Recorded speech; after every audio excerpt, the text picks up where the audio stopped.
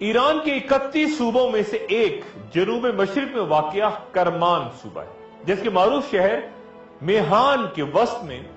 وہ عالی شان مقبرہ اس شخصیت کا موجود ہے جنہوں نے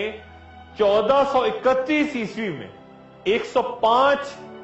سال کی عمر میں انتقال فرمایا، اور جن کے ذکر اور تذکرے کے بغیر آخر الزماں پر گفتگو نہیں ہو سکتی، اور وہ شخصیت ہے جناب نور الدین کی، تاریخ جنہیں حضرت نعمت اللہ ولی کے نام سے یاد کرتی ہے۔ ان کا سلسلہ نسب حضرت موسیٰ کاظم سے ملتا ہے، اور وہ شام کے شہر حلب میں پیدا ہوئے۔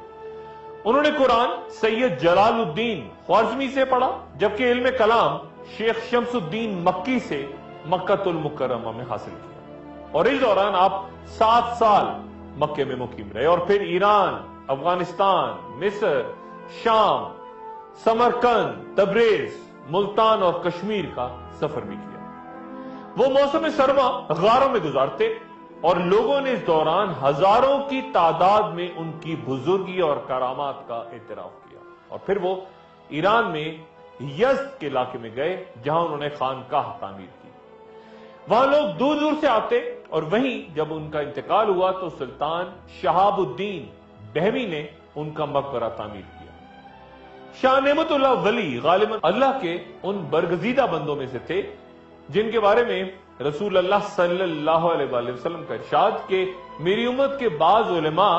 بنی اسرائیل کے پیغمبروں کی طرح ہوں گے۔ صوفیہ کے نزدیک یہ گروہ اولیاء مراد کہلاتا ہے کہ اللہ تعالیٰ جب چاہے اپنی خصوصی عنایت سے ولی، ابدال، قطب اور غوث جیسے اعلی و عرفہ مراتب پر انہیں فائز کر دیتا ہے۔ حضرت نعمت اللہ ولی آج سے تقریباً 855 سال پہلے گزرے ہیں، اور ان کے ہزاروں فارسی اشعار پر مشتمل دیوان کے علاوہ ایک قصیدہ بہت مشہور ہے جس میں انہوں نے آنے والے دور کی پیش گوئیاں فارسی اشعار کی صورت کی ہیں، جو کہ حیران کن حد تک حرف بحرف کچھ اس طرح درست نظر آتی ہیں کہ انہوں نے 100 سے 700 سال بعد آنے والے بر صغیر کے بادشاہوں کے نام تک ترتیب کے ساتھ بیان کر دیے، جب وہ پیدا بھی نہیں ہوئے تھے وہ بادشاہ۔ مثلا مغل بادشاہ تیمور کا تذکرہ ان کے اشعار میں بادشاہ کی پیدائش سے 200 سال پہلے کا ہے۔ اسی طرح لودھی خاندان کے حکمرانوں سکندر لودھی اور ابراہیم لودھی کا ذکر ان کے ہاں ملتا ہے، اور پھر مغلیہ خاندان کے بابر، ہمایوں، شیر شاہ سوری جو درمیان میں آئے، اکبر، جہانگیر، شاہ جہاں، سب کے قصے ناموں کے ساتھ بیان کرتے نعمت اللہ شاہ ولی پھر انگریزوں کی آمد کا احوال بھی بیان کرتے ہیں۔ صرف ہندوستان کے ہی نہیں بلکہ وہ حجابات کے تمام پردے اٹھاتے ہیں جو آخر الزماں تک پیش آنے والے کم و بیش تمام واقعات اور حوادث کو اپنے قصیدوں میں پھر وہ بیان کرتے نظر آتے ہیں۔ کئی قصیدوں میں وہ پیدا شد کی ردلیف استعمال کرتے ہیں، یعنی پیدا ہوگا یہ کہہ کے بات کرتے ہیں، اور بعض مقام پہ ردلیف میں بینم یعنی میں دیکھ رہا ہوں کی صورت استعمال ہوتی ہے۔ جو پیش گوئیاں حیران کن حد تک درست ثابت ہوئیں ان میں سے کچھ ذرا ملاحظہ فرمائیے۔ ظہیر الدین بابر کے اقتدار میں آنے سے 350 سال پہلے یعنی 1174 عیسوی میں نعمت اللہ ولی فرماتے ہیں کہ اس کے بعد ملک کابل کا بادشاہ بابر دہلی میں ہندوستان کا وارث ہوگا۔ ایک اور شعر یوں ہے کہ ہمایوں بادشاہ کو حادثہ پیش آئے گا، اور پھر شیر شاہ یعنی شیر شاہ سوری ایک شخص دنیا میں ظاہر ہوگا۔ تاریخ ہند اس پیشگوئی کو مکمل طور پہ درست ثابت کرتی ہے کہ شیر شاہ سوری سے شکست کھا کے ہمایوں نے نظام سکہ کے ذریعے دریائے گنگا پار کر کے اپنی جان بچائی، اور جب شیر شاہ سوری چل بسا تو ہمایوں نے شاہ ایران کی مدد سے 1555 عیسوی میں دوبارہ ہندوستان پہ قبضہ کیا، اور 1530 سے لے کے 1556 تک وہاں پہ حکومت کی۔ یہ دلچسپ بات ہے کہ نعمت اللہ شاہ ولی نے تمام مغل بادشاہوں کا نام لے کر ان کے بارے میں پیش گوئی کی۔ مثلا اس طرح کا ایک شعر ملاحظہ فرمائیے جہانگیر کے بارے میں، جس میں وہ کہتے ہیں کہ جب وہ دارالبقا کی طرف سفر کرے گا تو اس کا بیٹا شاہ جہاں پیدا ہوگا۔ قابل توجہ بات یہ ہے کہ نعمت اللہ ولی نے تمام مغل حکمرانوں کا نام لے کے ذکر کیا سوائے ایک کے، یعنی اورنگزیب کے۔ ہو سکتا ہے کہ یہ ذکر آج کہیں قصیدوں میں موجود نہ ہو، کہیں دستیاب نہ ہو، لکھا گیا ہو، یا پھر یہ بھی کہ اورنگزیب نے نہ صرف تخت نشینی کی صدیوں پرانی روایات سے انحراف کیا اور اپنے باپ شاہ جہاں کو گوالیار کے قلعے میں قید کروا دیا، بلکہ تخت کے اصل وارث یعنی اپنے بڑے بھائی دارا شکوہ کو شکست دینے کے بعد ہاتھی کے پیچھے باندھ کر گھسیٹتے ہوئے ہزاروں مرد و عورتوں کے سامنے بے رحمی سے قتل کروا دیا تھا۔ اورنگزیب کے بعد خاندان مغلیہ کا زوال ہے اور اس کا بھی ذکر کرتے ہیں حضرت، اور پھر دہلی کے اجڑنے سے 600 سال پہلے نعمت اللہ شاہ ولی دہلی کے نادر شاہ کے ہاتھ اجڑنے کا ذکر فرماتے ہیں۔ نادر شاہ نے 1739 میں ہندوستان پہ حملہ کر کے 2 ماہ تک دہلی کو اس طرح برباد کیا کہ ایک بار تو غصے میں آ کے اس کے سپاہیوں نے صرف 12 گھنٹے میں 1.5 لاکھ انسانوں کو دہلی میں قتل کر دیا۔ نعمت اللہ ولی بابر کے دور میں سکھوں کے بانی پیشوا یعنی گرو نانک کا ذکر بھی کرتے ہیں، یعنی اس کا نام نانک ہوگا، بہت سے لوگ اس کی طرف رجوع کریں گے اور اس فقیر کا بازار گرم اور بہت چرچا ہوگا۔ پھر وہ یہ بھی کہتے ہیں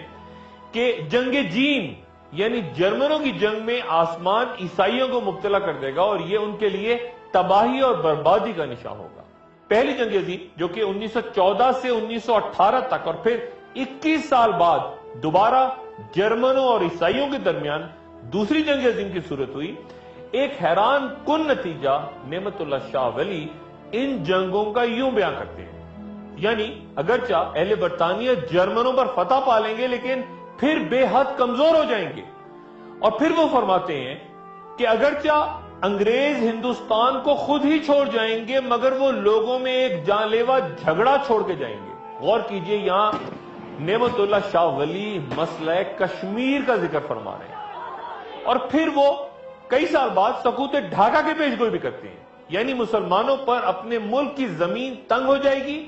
اور تباہی و بربادی ان کی تقدیر میں ظاہر ہوگی۔ پھر نعمت اللہ شاہ ولی 1965 کی جنگ کا تذکرہ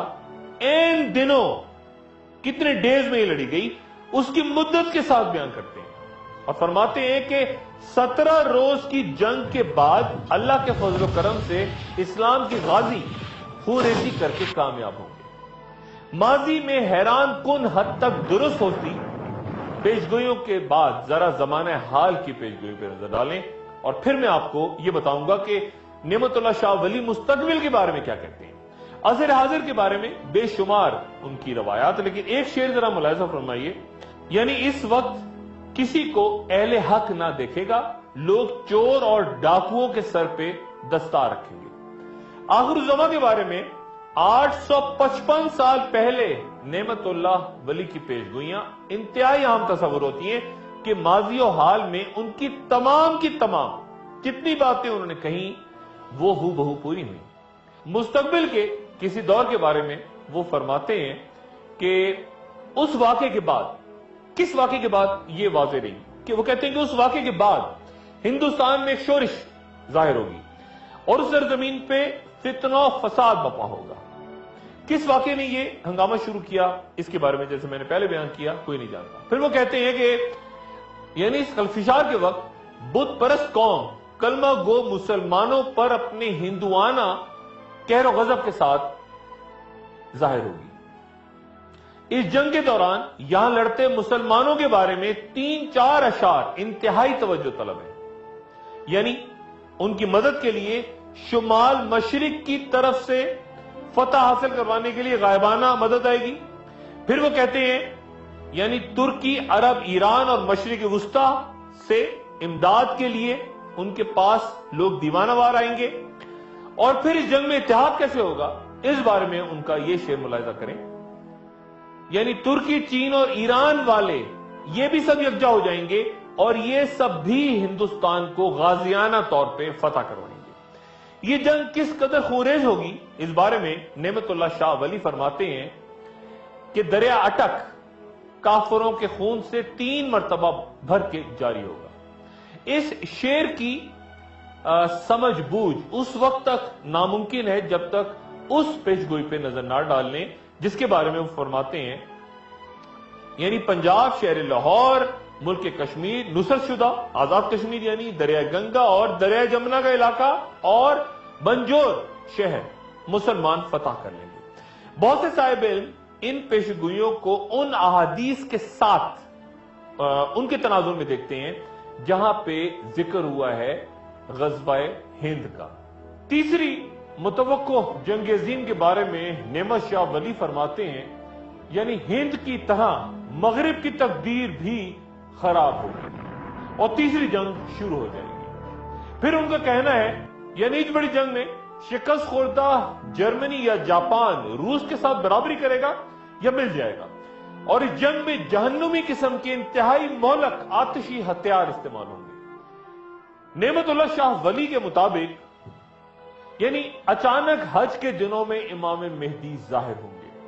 اور یہ تمام دنیا میں بات مشہور ہو جائے گی۔ اس کے بعد اصفہان شہر سے دجال ظاہر ہوگا، اصفہان شہر سے، اور اس کے قتل کرنے کے لیے عیسیٰ علیہ السلام آسمان سے اتریں گے۔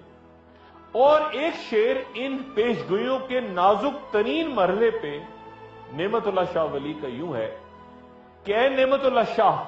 خاموش ہو جا، رب کے رازوں کو ظاہر نہ کر۔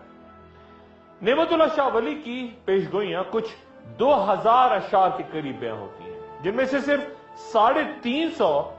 اب آج کے وقت دستیاب ہیں،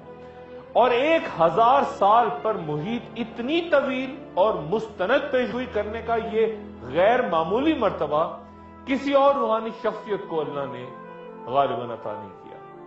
یعنی نعمت اللہ ایک کونے میں بیٹھا ہوا ہے